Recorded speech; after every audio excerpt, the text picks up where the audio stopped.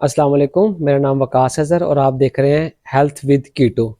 मेरा आज का जो टॉपिक है वो किडनी के हवाले से है। कुछ ऐसी अलामात बताऊंगा जिसमें आपको इजीली आप खुद अपने टेस्ट के ज़रिए मेजरमेंट कर सकते हैं, और कुछ ऐसे सिम्टम हैं जिसको आप खुद देखकर और आपको पता चलेगा कि आपकी किडनी जो है वो इस अभी किस कंडीशन में है। कंप्लीट वीडियो को देखिएगा। इसमें मैं आपको बताऊंगा कि 11 ऐसी अलामात हैं जिससे आपको पता चलेगा कि आपकी जो किडनी है वो डेंजर जोन में है। सबसे पहले हम डायलिसिस के बारे में बात करेंगे। डायलिसिस जो है वो एक शॉर्ट टर्म ट्रीटमेंट है जो कि आजकल बहुत से हॉस्पिटल्स ने इसको बिजनेस बना लिया हुआ है। डायलिसिस जो है वो एक दर्दनाक ट्रीटमेंट है। पेशेंट जो है वो बहुत दर्द में मुब्तला हो जाता है और ये एक शॉर्ट टर्म ट्रीटमेंट है, और ये ट्रांसप्लांट की तैयारी के लिए इसको as a short term treatment इस्तेमाल किया जाता है। आर्जी तौर पर डायलिसिस करवाए जाते हैं, लेकिन अभी जो है वो हम देख रहे हैं कि ज़्यादा से ज़्यादा पेशेंट डायलिसिस की तरफ जाता है और अपने ट्रांसप्लांट की तैयारी नहीं करता। डायलिसिस जो है बहुत एक पेनफुल कंडीशन में पेशेंट रहता है, जिसमें पेशेंट के बहुत से पैसे ज़ाया होते हैं।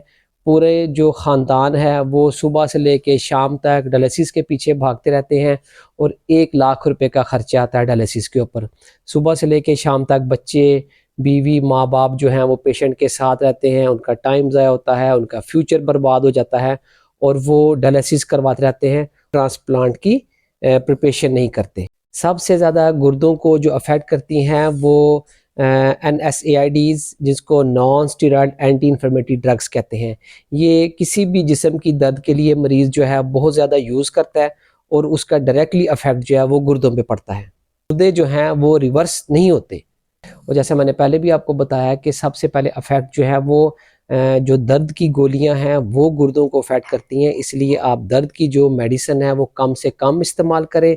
सेकंड नंबर पे ऐसे पेशेंट जो डायबिटिक हैं उनके गुर्दे उसके बाद अफेक्ट होते हैं। तीसरे नंबर पे ब्लड प्रेशर है, अपने ब्लड प्रेशर को कंट्रोल करें। 75% जो मरीज़ हैं वो गुर्दे के वो बच सकते हैं, उनका जो गुर्दे फेलियर की तरफ जाते हैं वो रिवर्स हो सकते हैं। इसमें 5 स्टेजेस आती हैं जो कि गुर्दे की फेलियर की तरफ जाती हैं। नंबर 1 है नॉर्मल फंक्शन, नंबर 2 है mild function, moderate to loss function, इसके बाद आता है सीवियर फंक्शन, और फिर किडनी फेलियर।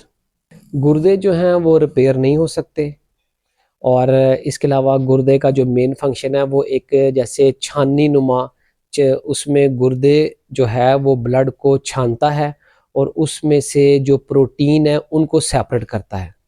गुर्दा जो है वो एज अ सेंसर काम करता है।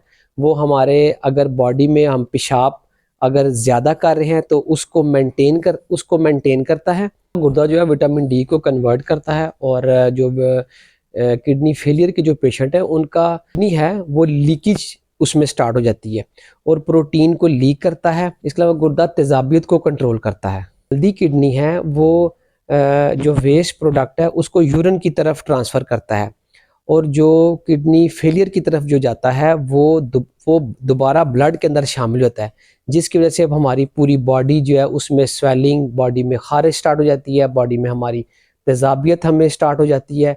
इसमें हमें जो टेस्ट हम देखते हैं उसको कहते हैं EGFR। 80 से 90 mg पर डेसीलीटर जो है अगर किसी पेशेंट का आता है तो वो एक हेल्दी किडनी है। इसके अलावा स्टेजेस हैं, स्टेज 1 2 3 4 5, और EGFR जो है, EGFR टेस्ट जो है वो फिर 80 से 90, 60 से 70, 40 से 50, ये डाउन जैसे जैसे आता है वैसे वैसे बॉडी में स्वेलिंग स्टार्ट हो जाती है, बॉडी में पेन स्टार्ट हो जाती है, और हमें फिर डायलिसिस की तरफ जाना पड़ता है। इसके अलावा हम देखते हैं कि हमने कौन से डॉक्टर से कंसल्ट करना है। जो किडनी का फिजिशियन है उसको नेफ्रोलॉजिस्ट कहते हैं, और जो किडनी का सर्जन है उसको यूरोलॉजिस्ट कहते हैं।